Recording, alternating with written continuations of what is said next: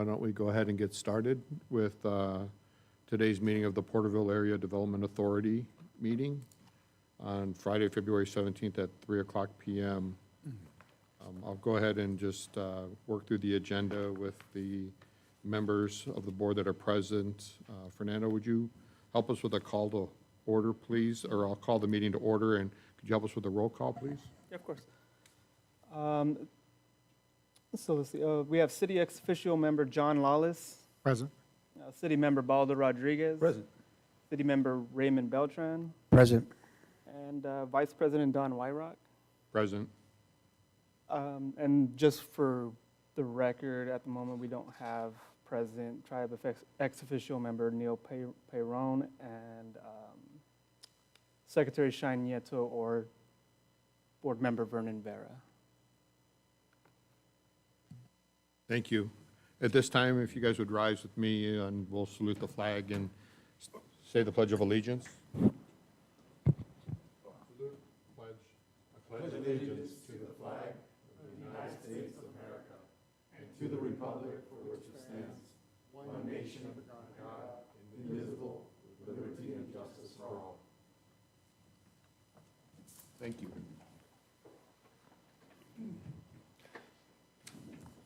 We'll move into oral communications. This is the opportunity to address the Porterville Area Development Authority on any scheduled matter.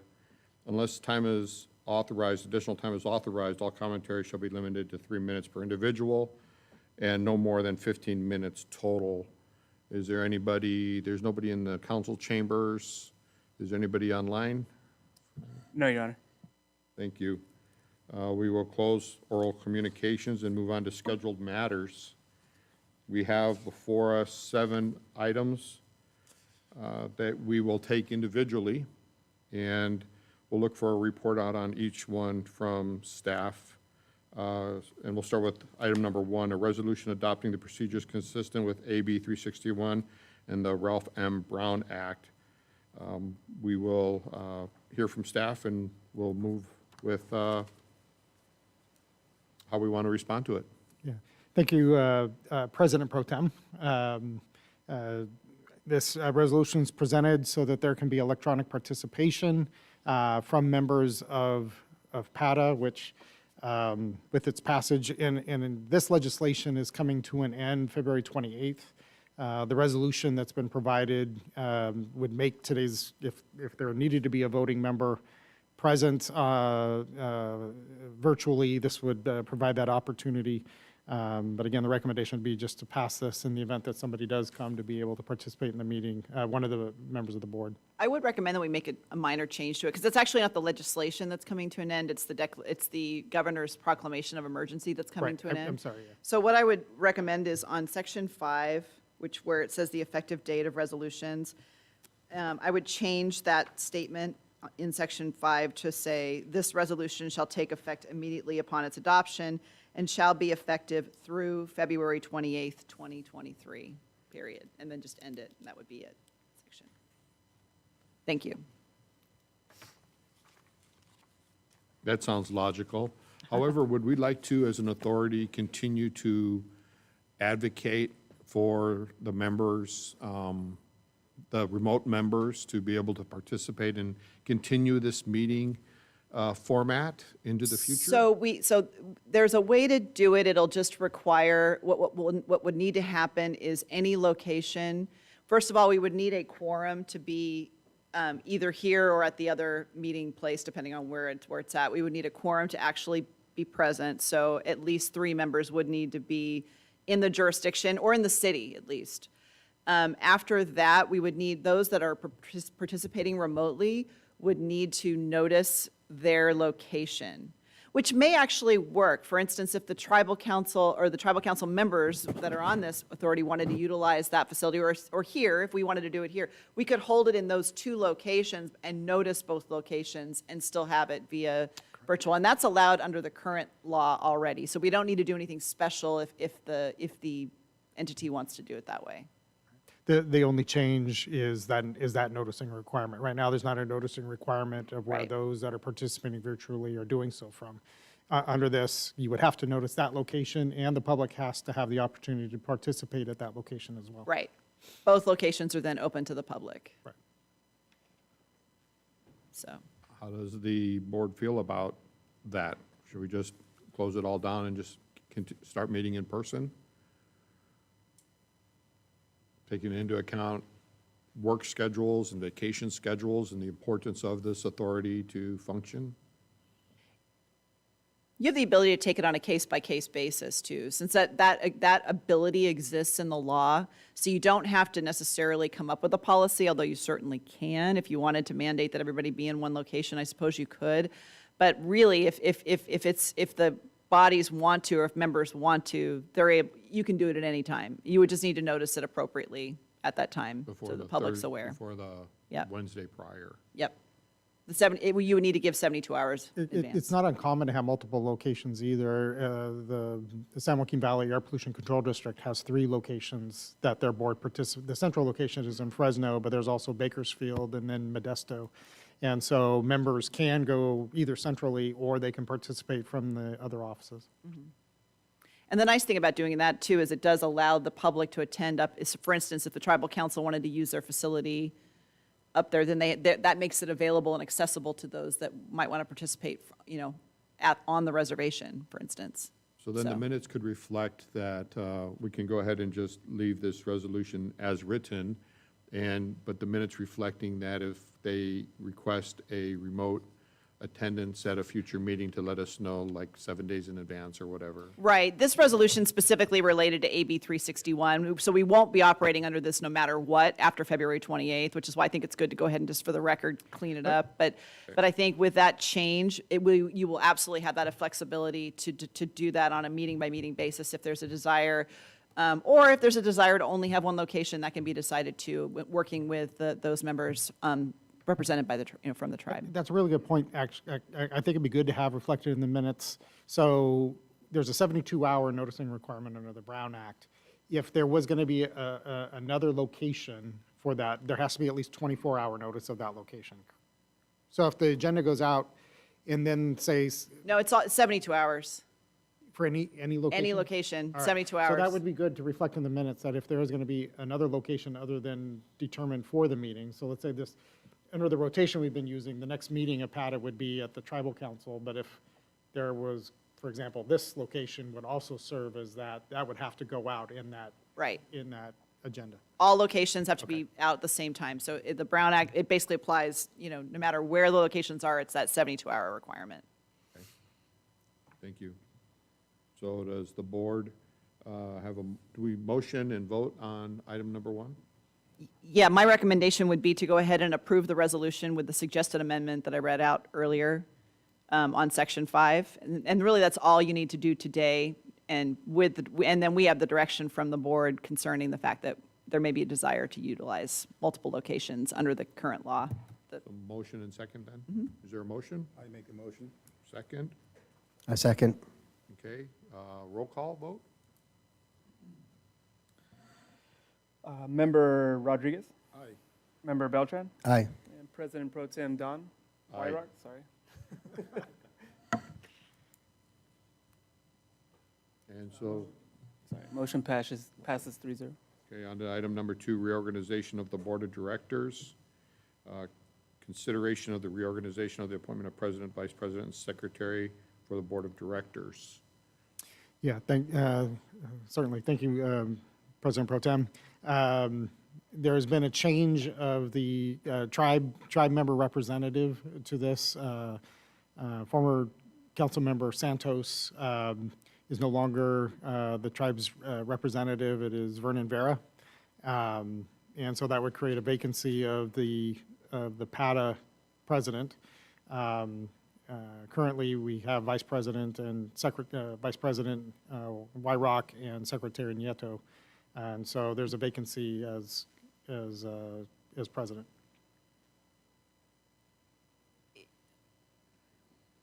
And we have board member Perron and, I'm sorry, Shine's last name? Nieto? Nieto.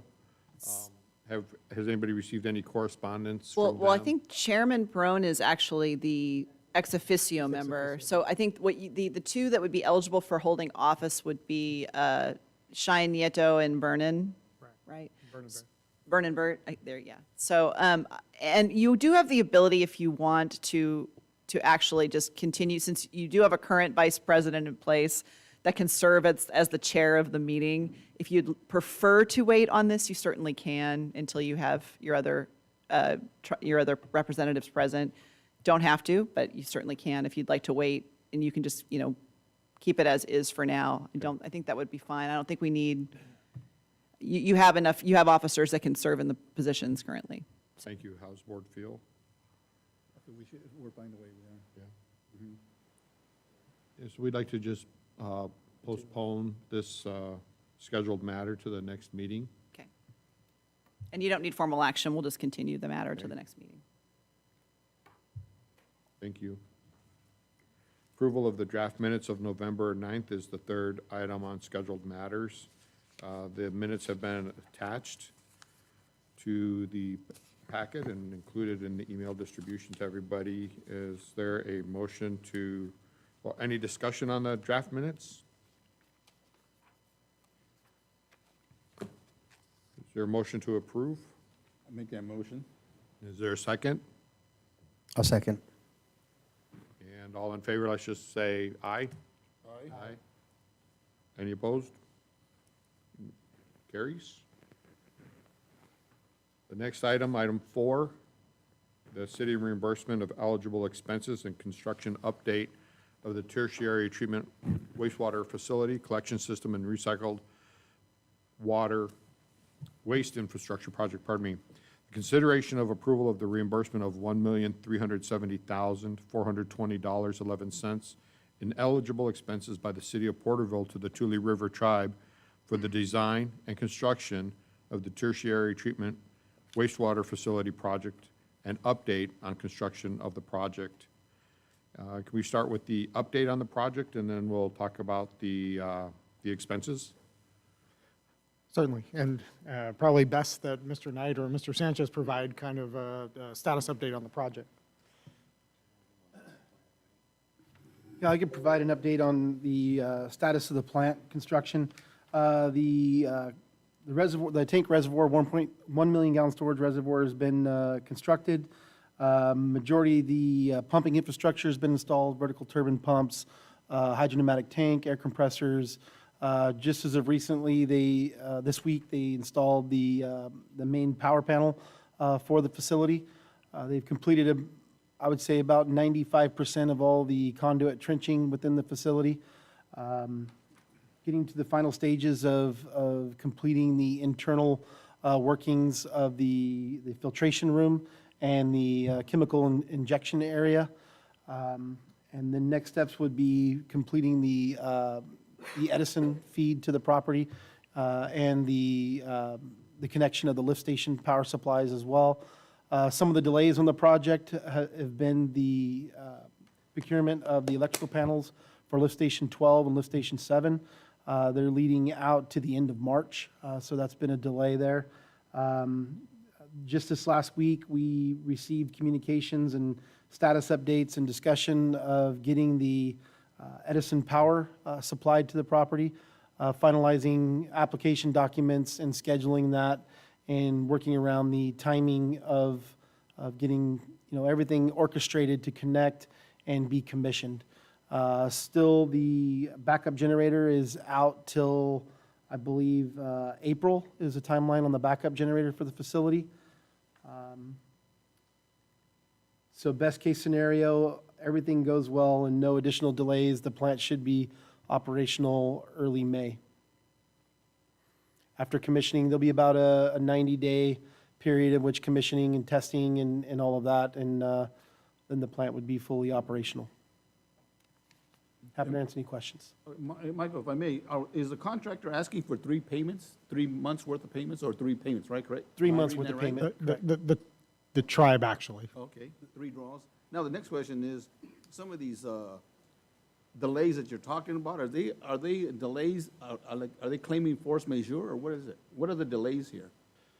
So some of the. Ordered late? They were ordered late? No, they were not ordered late. It was basic, I mean, I don't want to say the token comment, but, COVID impacts procurement of getting equipment. The electrical panels have been actually pushed back 3 times to get those. Just getting the equipment in the internals of the panel has been difficult. That would be the majority of the delays. It's been procurement. Okay, now the third question or second question, forgot my line there, but is this plant needs to be 100% before the casino opens up? So that is another conversation. Initially, that was the implementation, was the plant would be an opening day activity to the casino. However, there's been an amendment to the original environmental document that made that statement. And because of the time period, so the amendment was issued in November. We had just received it this week as well. And I've reviewed it, and internal staff has reviewed it. It was issued in November. We just received it. The initial plan was for the casino to be operational before the end of the year, 2022. Right. And so that's what that amendment supported for the environmental document. However, that timeline has kind of passed, and so here we are.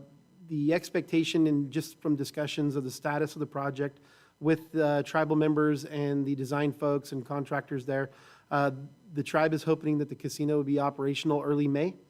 And so they have submitted that amendment, which states that the casino could operate for its flushing valves and urinals and that sort of thing, which is the dual plumb service portion of the facility, to operate on potable water as an interim basis, until which time the plant can be commissioned and fully operational.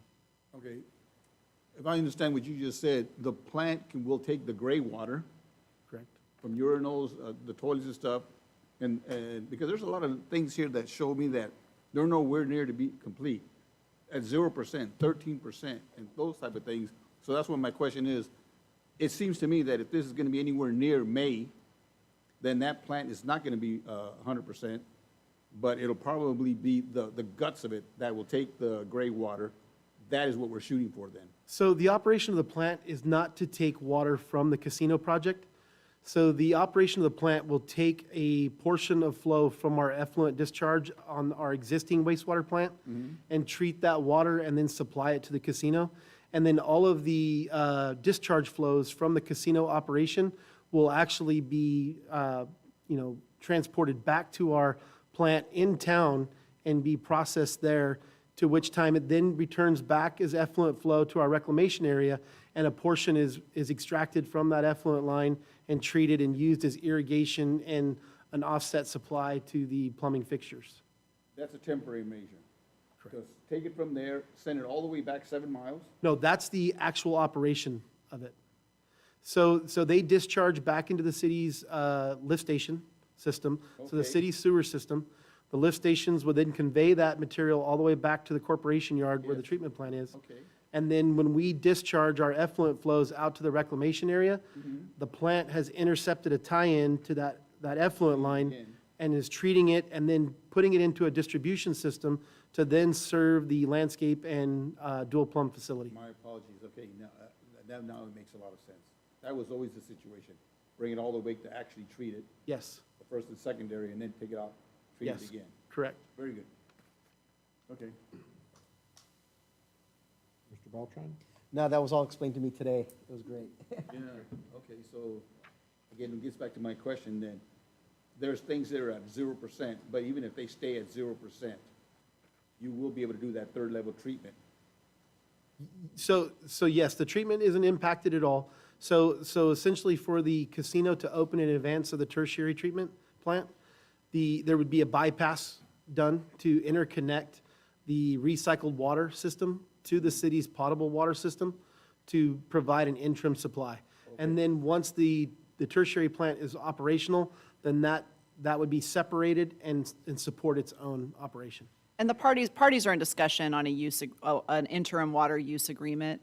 So there will be like further memorialization of how that's going to work in that interim basis. But it's already being discussed by the city and the tribe. Okay, very clear, thank you. Any other questions for staff? Anybody online with questions or comments? Just a quick follow-up on percent completes. Looking at these three payment requests, it's showing a balance of a $12 million project, a balance after the payment number 3 today, payment number 10, 11, and 12, of a balance of almost a third of the project costs. And yet we have just, and the project's been going on for a while, it takes a while to mob up, but with the timeframes and the percent completes, how do they look on the schedule? Is there any schedule update, any more slippage? There's no intended delays. They expect the plant will be operational by May. And then the other portions of the project would be completing, lift station 7 and 12 for those return flows coming back to the plant. And then the retrofit of the sports complex to accept recycled water. So it does show, there's some items to be completed. However, we've made a considerable effort in getting a lot of the major infrastructure in place. So the pipelines, have been completed in routing for the infrastructure and distribution system. The remaining aesthetics of the property is a lot of paving, a lot of lights, fencing, telemetry stuff to be completed, which is all really going to come together relatively quickly in the commissioning phase of that. Some of the larger infrastructure that would, for the distribution, the pump system, the tanks, that type of thing is in place already. Thank you. And seeing that item 14 on payment number 10, I think it's on page 1 of 2, mechanical and process equipment. They were talking about on line 10, the MG above grade welded steel tanks, 1.4 million, and it looks like it was completed, it's 100%. Is that $140,000 under budget? From previous application, 1.176, $1,176,434. And then this period, the ask is for $223,565.80. Showing 100% complete, but the retainage on the right is $140,000. So there's still a little bit of process on the tank, so the tank is 100% constructed.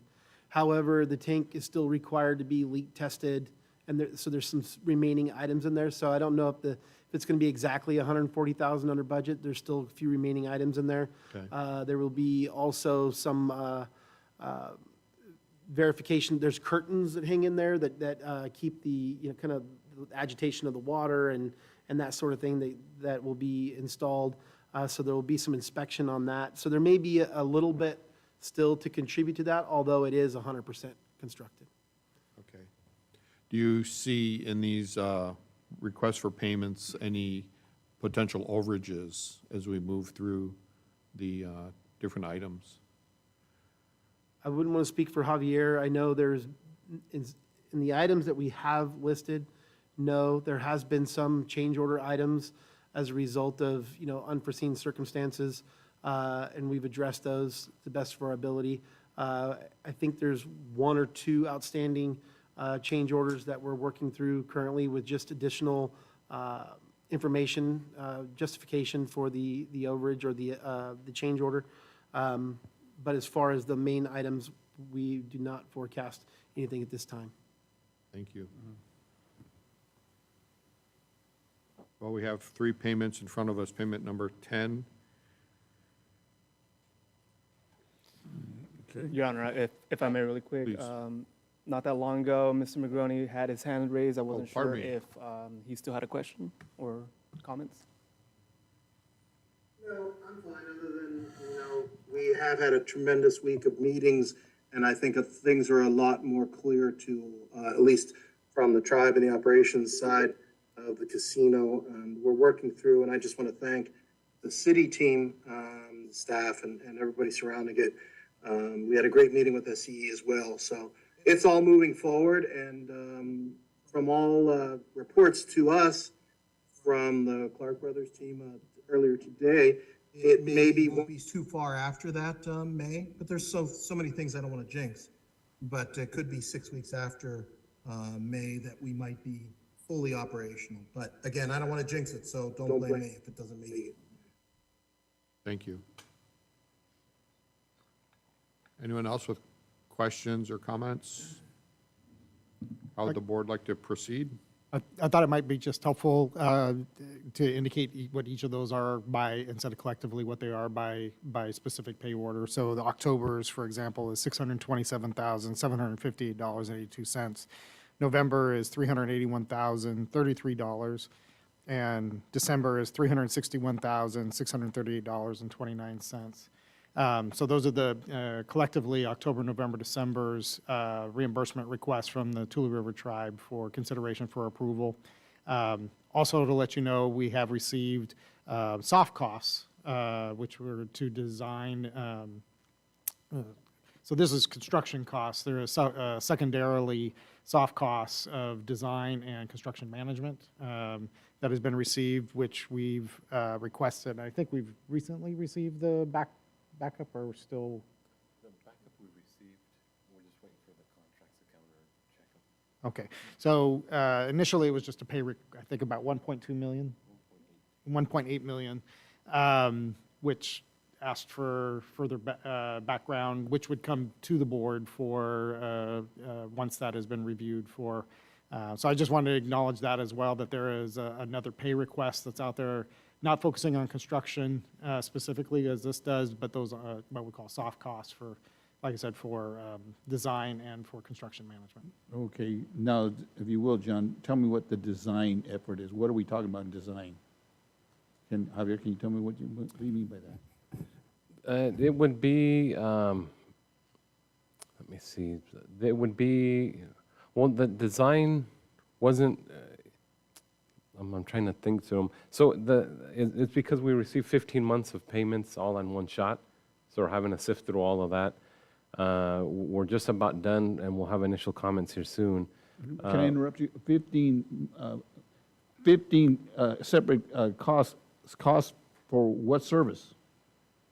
Professional services that were contracted through the tribe, Okay. but because they're related design and construction management costs, they will be reimbursed because they're part of this, in essence, master plan facility. So we're not talking about a design that's ongoing right now. This is for a design that occurred in the past, and now we're just catching ourselves up. Correct.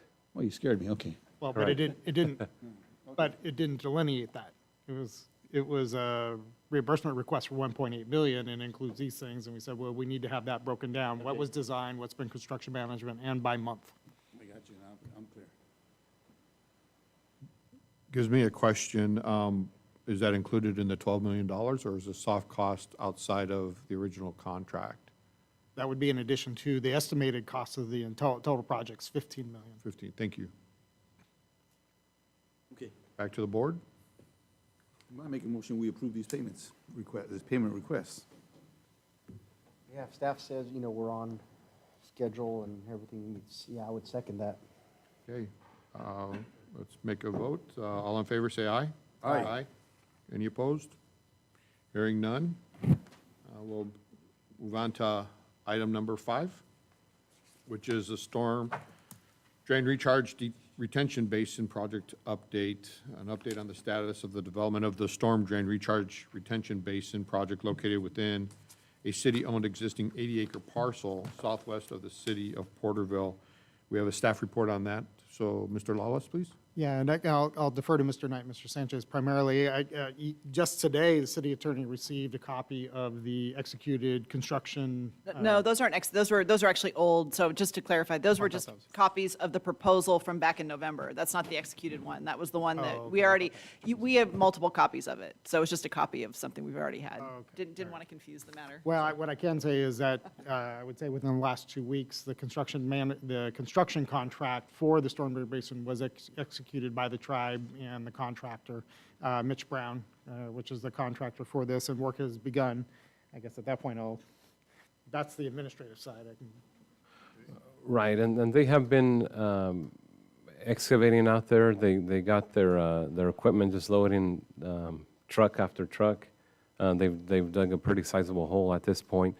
As far as the pipe portion of this, we are still trying to finalize the approval of the pipe submittal. And once that is nailed down, the contractors let us know it's about a 3 to 4 month delay to acquire that pipe, so that the pipe won't see the site until May to June. And then that work would take another 2 months. So the contract is expected to be completed around August, September. Javier, when you say that with regard to the pipe, typically, as I recall, this is the contractor the design or the specials in the contract pretty much tell you what kind of pipe. Are someone making a request for a change in the type of pipe? Yeah, Maybe causing some of this delay? yeah, so specifically, the delay was the method in which the pipe is cast. It called out, not to get too technical, but it called out for dry cast pipe, which isn't an allowed casting method per the Green Book. So we've been having to go back and forth with the plant and nailing that down and make sure it's one of the either wet cast, spun cast, or machine cast, and review the load rating on that pipe, and then we'd be able to give the approval on that.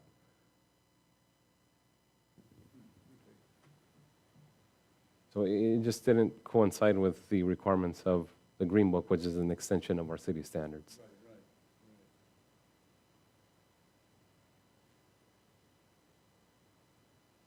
And we are, one other item we're working on in the pipe is to see if there's an alternative that we can do within this 3-month wait along West Street, just to try and get in and out of there as it leads into the next item onto your agenda of the road construction.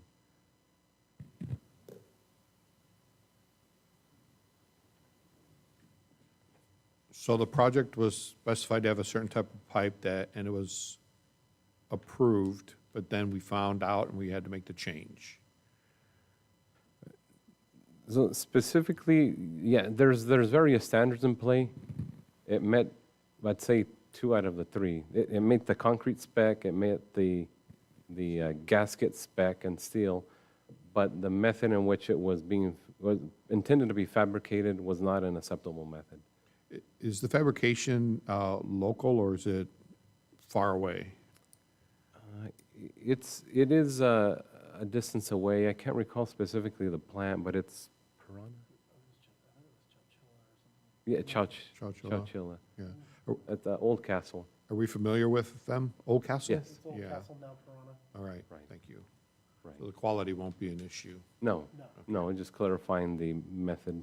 Thank you. This methodology, that Javier, that you're talking about, will be the first time the city accepts this pipe on that type of fabrication, is that correct? If we accept that? Because I'm not familiar with The dry cast or? No, well, we wouldn't allow dry cast because it doesn't lead to a uniform setting of the pipe, and you'd have a lot of rock pockets, weak points, and that pipe would end up crumbling, which is why it's not an acceptable method. Right. Yeah, So if it's not an acceptable method, then why can't we just go back to the way it's done, the way typically we get it done? Or is that what we're trying to do? Are we trying to push it in that direction, that the dry cast, that's out of the question? correct.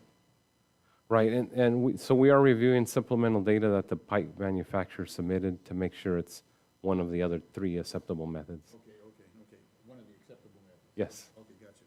yes. I have no further comments or questions. Any other clarifying updates anybody'd like to bring to the board? Or any other questions from the board to staff? Now, I was just curious why that wasn't caught beforehand. Why that pipe, if the dry spec wasn't what we would allow, why was that just coming to their attention? No, so it wasn't that it was specified wrong in the bidding documents. It just ended up being that submittal was received from the pipe manufacturer. And that's what we're trying to get to the bottom of, is maybe it was just a mistaken submittal and they don't, and they just need because they create all types of pipes through various methods. And we just need them to get us the one that would meet our specs. Okay. And again, it's just the method in which it's created. A good catch. I'm glad we don't have pipe coming already that has to turn around and go back. So kudos to the team for that. How would the board like to move? I guess there's nothing to move, we just. No, that's Just a report. Just thank you for that update. We do appreciate it, and we'll go to number 6 for an update on local roads improvement and the coordination thereof. Mr. And, Lawless? and I'll speak to that. That's right now, one of the core elements of the MOU conversation. We had a meeting last week, virtual meeting, which the next one is a couple weeks away, and that was a core element of, when I say roads coordination, the tribe really needs to get design done for those improvements on West and get them accomplished, as well as the roundabout that would be at Scranton and West. Is there any issues as of right now, John, with regard to who's responsible for what, not only for the physical part of it, but for the financial end of it? Is that what we're talking about? Right? Those are all defined in the EIS. Except that there's no squawking about that now. Yeah, so the proportional costs are defined. So then it's just, and it's by percentage. So 80%, 20%, 10%. I know that doesn't add up to 100, but I'm using, so the EIS says this is what the proportion, so for example, West Street, the tribe is 100% financially responsible, whatever the cost is to do to do West Street improvements. There's a proportional cost to the roundabout. In the EIS, it says a roundabout or signal, and a signal is not it's not a feasible option, given that the right-of-way to be able to do that would require the acquisition of a well, probably $1 million, ag well. So looking at to try it within city property, which is in the OHV park, to be able to construct a roundabout that would also facilitate the future road extension of West, connecting to Westwood. But those are, and then the roundabout or signal, but it's going to have to be a roundabout to avoid a costly acquisition. I know the tribe's 80% responsible. I think the city has the city and the county have proportional shares of the remainder. But again, that's whatever costs end up being. And that contract is already awarded, and it's I'm going too far. Okay. So how does that? So the West Street, this board won't have any, those are 100% responsibilities. This board would have, looking at reimbursement costs according to the percentage of final construction of the roundabout. So it's fair to say that casino will open and those roads will be as they are right now until, They improve them. I know, but then when I do like this, that's when you step in and say, Mr. Negroni has been a good opportunity. We're not gonna let anything stop us from opening, other than potential, other compliance issues. But yes, it would be great if we had all brand-new roads, but unfortunately, it's just not gonna hook up with the time. We're gonna do the best we can with what we have, and just move forward, but unfortunately, yes, there will be some road work that will not be completed by the time we open. In the EIS, it talks about 1 year after opening. It's an opening, some of them are opening year activities. There's a limited amount that's opening day activities, mainly the stuff right in front, I think, of the project. But the other extended road projects don't necessarily have to happen They're 1 by year, the opening day. 1 year after opening.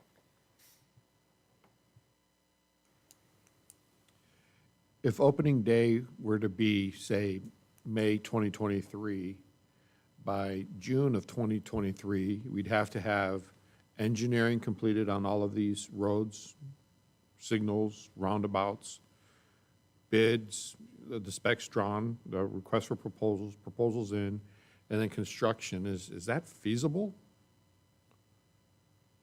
I mean, that sounds like everything's gonna have to be expedited, and that just comes with more costs, of which we share a percent. So could we get a report out at our next board meeting related to the status of those deliverables, I guess? I guess I'll defer that to Mr. Magroni. And well, there's the county too, Is it- right? Because the county Well, has, but again, these are tribal projects. These are tribal projects. They are the developer, yeah. which then we have proportional costs assigned to whatever those improvements are. So, yeah, he could report out and maybe be thinking about how we could best support that active, ribbon cutting of all of these improved roadways by the deadline. I'd be happy to hear, we'd be happy to hear. One of the challenges Mr. Magroni has is that their construction manager walked off the job. Hill International left last Friday. So Yeah, if they're, I could speak to that. Sorry for interrupting you, John. But yes, it is true, Hill International, which was our owner's representative for construction manager for all the projects we've been talking about today, including the casino itself. We had a Plan B. We've instituted our Plan B with some staff that we already had as consultants for some other parts of the project. But that's what we've been doing, is implementing, they're called High Mountain Consultants. They're experienced construction managers. And so we've already been working closely with city staff by introducing Rob and his team, and we'll continue to do that. But in this capacity as construction manager, they've only been in the position for a week. So right now, he's doing a lot of gathering of information and strategizing of how we can get closer to opening, not just for these other projects, but for everything. So I can try and get a report for the next meeting on the deliverables, as you brought up, Chair, and I will see what we can do. And in fact, I will have Mr. Donnell's at the next PATA meeting, whether it's in person or via Zoom. Thank you. I know I'm smiling. I like driving on new roads, and to hear that you have somebody on board to help with that is very encouraging. I wouldn't think that you'd go for very long without the proper people in the proper place. So thank you for that report out. Any other? Yeah, unfortunately, it was an unfortunate situation, but we have a priority, obviously, of creating the best guest experience possible, and that does include clean water and nice new roads. Thank you. I will hold back my comment about another great experience that most of the people attending a casino function would want to experience. Any other comments, thoughts from anybody on the board? All right. Thank you. That'll move us on to item 7 for the scheduled matters, the Tule River Tribe Active Transportation Plan update. thank you, President Pro Tem.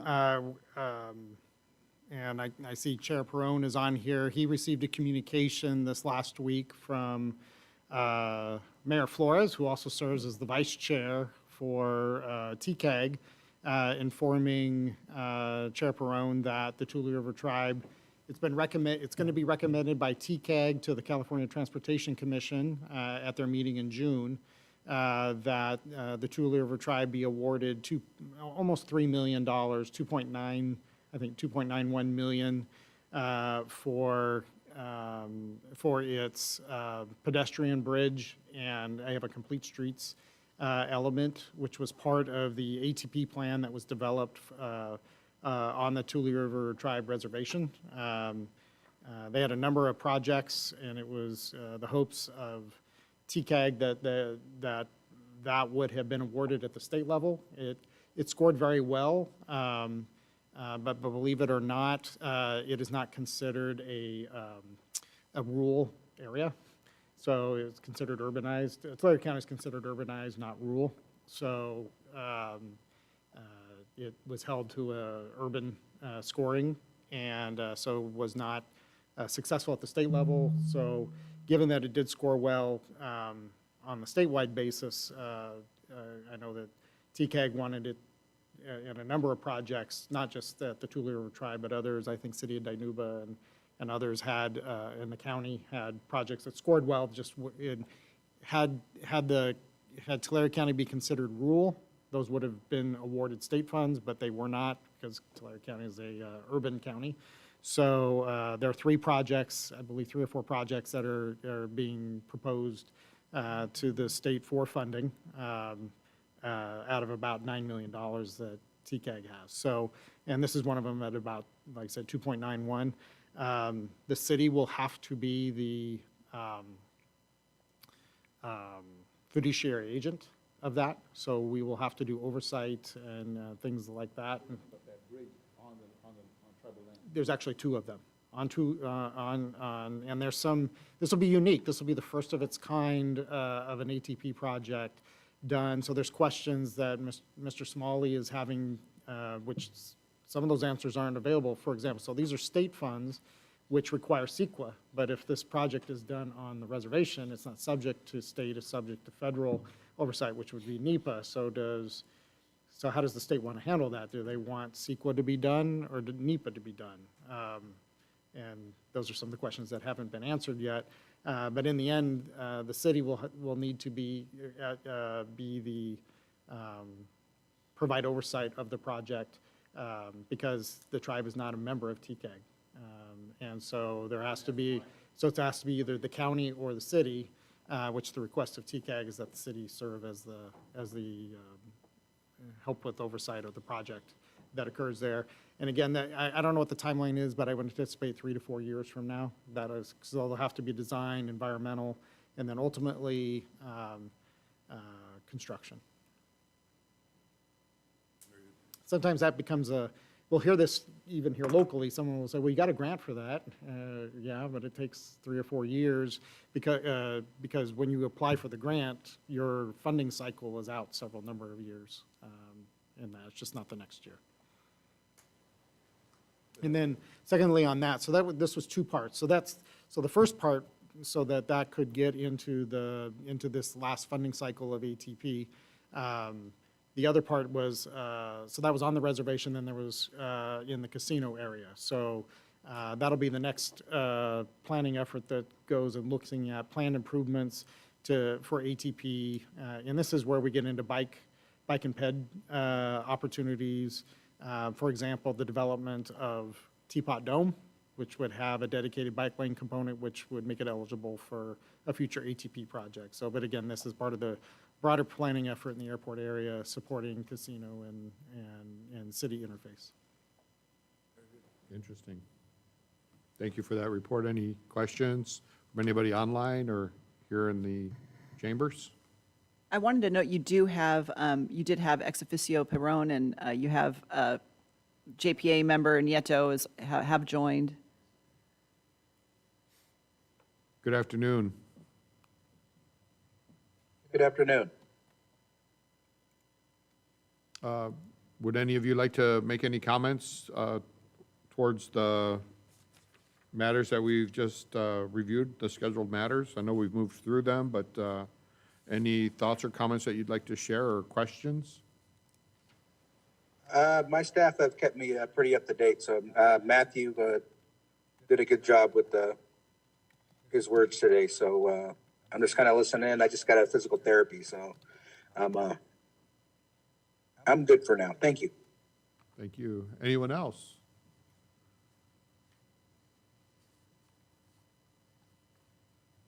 Okay. Well, we did continue scheduled matter item number 2, the reorganization of the board of directors, to our next meeting. So we'll pick that up at that time. And we'll just move into the other matters. Any other matters that anyone would like to bring to the board at this time?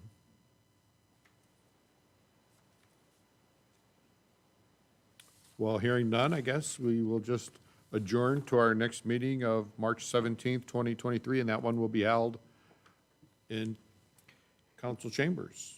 It's been Or alternating back and forth? I guess this is a good question for the board. As the board changes its composition, does this board wish to continue? Yeah, and again, that was, as the board continues to change compositions, where it's meeting, the dates of its meeting time. This came up at the last meeting about, is Fridays at 3 o'clock the best for those involved, or is there a different date and time that would be? Which we would need to, the date and time is established in the bylaws, so the bylaws would need to be amended. Well, people here in the room are saying the date and time is good and going back and forth.